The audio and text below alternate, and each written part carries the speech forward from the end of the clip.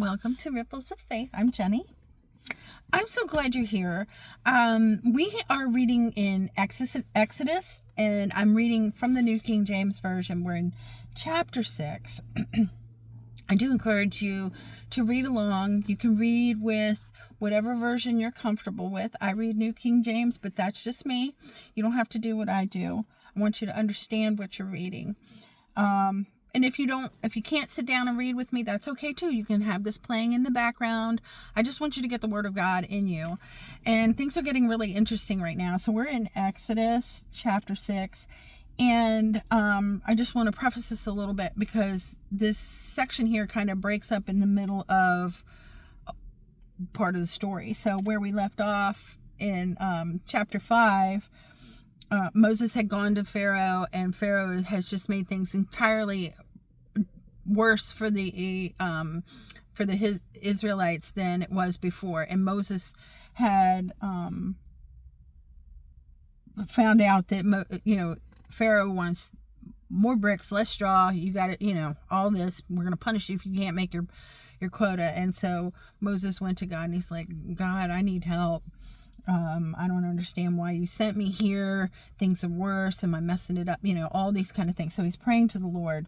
And that was in the last verse of chapter 5, when we're talking about Israel being Israel's deliverance is assured. So we're in verse 1 of chapter 6, after Moses had prayed to the Lord. But the Lord said to Moses, now you shall see what I will do to Pharaoh. For with a strong hand he will let them go, and with a strong hand he will drive them out of his land. And the Lord spoke to Moses, and God spoke to Moses and said to him, I am the Lord. Period. I am the Lord. That's a good memory verse right there. I am the Lord. Okay. And I appeared to Abraham, to Isaac, and Jacob as God Almighty. And by my name, Lord, I was not known to them. I have also established my covenant with them to give them the land of Canaan, the land of their pilgrimage, in which they were strangers. And I have also heard the groaning of the children of Israel, whom the Egyptians kept in bondage. And I have remembered my covenant. Therefore say to the children of Israel, I am the Lord. I will bring you out from under the burdens of the Egyptians. I will rescue you from their bondage, and I will redeem you with an outstretched arm and with great judgments. I will take you as my people, and I will be your God. Then you shall know that I am the Lord your God, who brings you out from under the burden of the Egyptians. And I will bring you into the land which I swore to give to Abraham, Isaac, and Jacob, and I will give it to you as a heritage. I am the Lord. So Moses thus spoke to the children of Israel, but they did not heed Moses because of anguish of spirit and cruel bondage. Well, the Lord is speaking really strong words here. He's like, I'm God. I am the Lord. And I made a promise to your forefathers. But when he told the people, they were so deep in their bondage, they just couldn't see it. They couldn't hear it. Sometimes it's like that for us too, when we go and we tell somebody about Jesus and we testify to everything that the Lord can do for them, and they are so hung up in their bondage that they can't see it either. But that doesn't mean we stop talking and we don't stop praying. We keep talking. We keep trying to bring them out, have the Lord use us. We're not doing it ourselves. The Lord is using us. And we don't give up, okay? Because, like he said, I am God. I will take you as my people, and I will be your God. And you shall know that I am the Lord your God, who brings you out from under the burdens of the Egyptians. Or the burdens of whatever your sin is. Those are strong words. Strong words. So you remember that. And the Lord spoke to Moses. We're in verse 10. The Lord spoke to Moses, saying, Go in, tell Pharaoh, king of Egypt, to let the children of Israel go out of his land. And Moses spoke before the Lord, saying, the children of Israel have not heeded me. How then shall Pharaoh heed me? For I am of uncircumcised lips. And the Lord spoke to Moses and Aaron and gave them a command for the children of Israel and for Pharaoh, king of Egypt, to bring the children of Israel out of the land of Egypt. So he's still feeling a little unsure here. He's like, your people aren't buying this story. What makes you think Pharaoh is? And he's, I'm of uncircumcised lips. And the Lord spoke to Moses and Aaron, and he says, go and do it. Verse 14, this is the family of Moses and Aaron. Verse 14, these are the heads of the fathers of the houses, the sons of Reuben. The firstborn of Israel were Hanok, Palu, Hezron, and Carmi. These are the families of Reuben. And the sons of Simeon were Jemuel, Jamin, Ohad, Jachin, Zohar, and Shaul, the son of a Canaanite woman. These are the families of Simeon. These are the names of the sons of Levi according to their generations: Gershon, Kohath, Merari. And the years of life of Levi were 137. The sons of Gershon were Libni and Shimi according to their families. And the sons of Kohath were Amram, Izhar, Hebron, Uziel. And the years of life of Kohath were 133. The sons of Merari were Mali and Mushi. These are the families of Levi according to their generations. If I crucify these names, slaughter them, totally mangle them, I apologize. I don't speak this language. I'm doing the best I can. Verse 20. Now Amram took for himself Jochebed, his father's sister, as his wife, and she bore him Aaron and Moses. And the years of life of Amram were 137. The sons of Izhar were Korah, Nepheg, Zechari, and the sons of Uziel were Mishael, Elsaphan, and Zithri.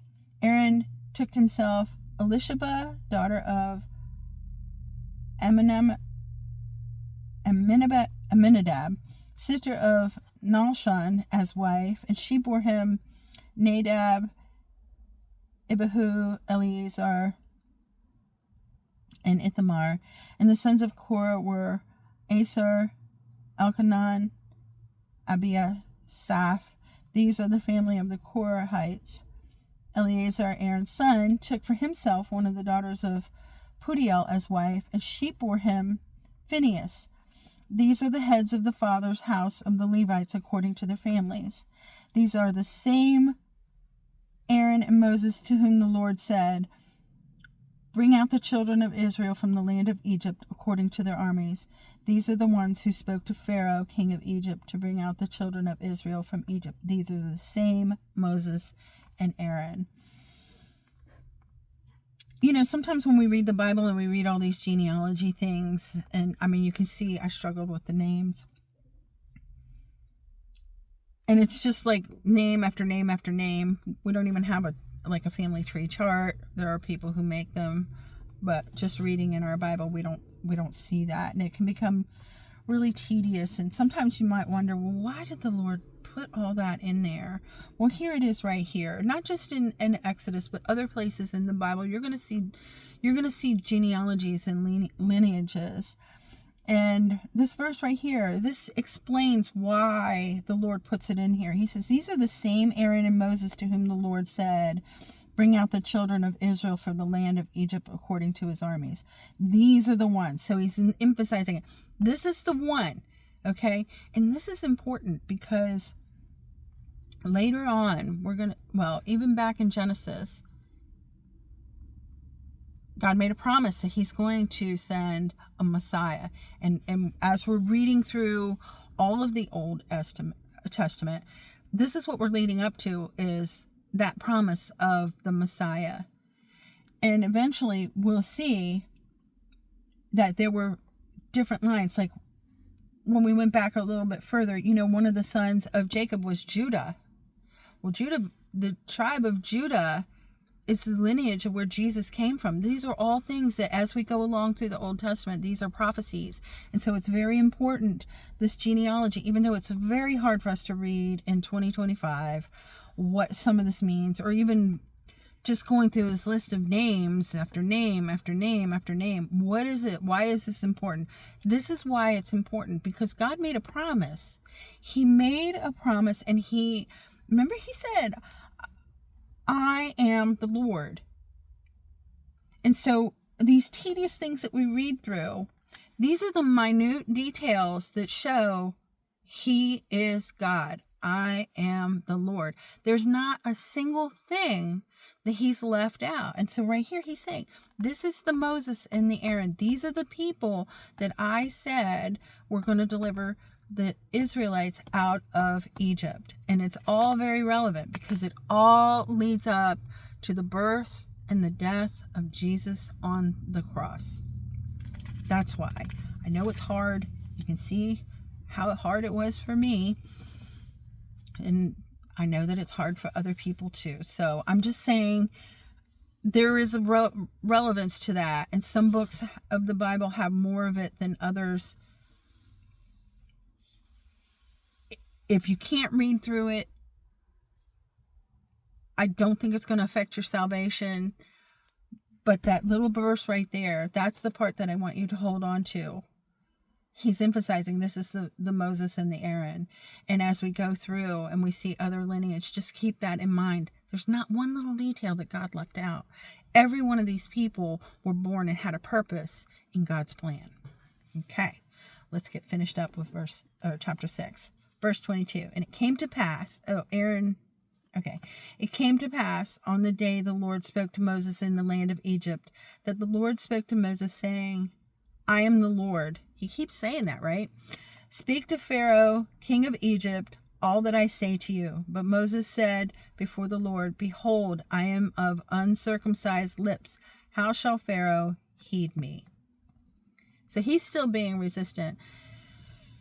I guess we're going to have to find out what God has to say, because that is the end of chapter 6.